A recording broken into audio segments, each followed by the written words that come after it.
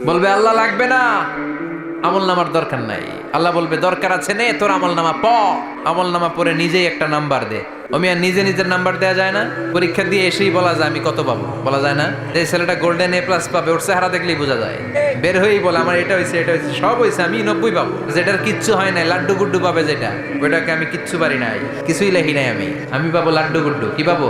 আল্লাহ বলবে পরে তুই একটা নাম্বার দে। সে বলবে আল্লাহ আমি পড়তে চাই না। আল্লাহ বলবেন আল্লাহর আদেশ পেয়ে ভয়ের চোটে পড়বে, পরে দেখে হায় হায় আকাম কুকাম যা করছি দেহি সব লেখা, ধর্ষণ করেছি লেখা আছে, টেন্ডারবাজি করলাম লেখা আছে, চাঁদাবাজি করেছি লেখা আছে, দাপট দেখিয়েছি লেখা আছে, অন্যের জমি অন্যায়ভাবে দখল করেছি লেখা আছে, মানুষ মারছি লেখা আছে, গুম করছি লেখা আছে, অন্যায় ক্রস ফায়ার লেখা আছে।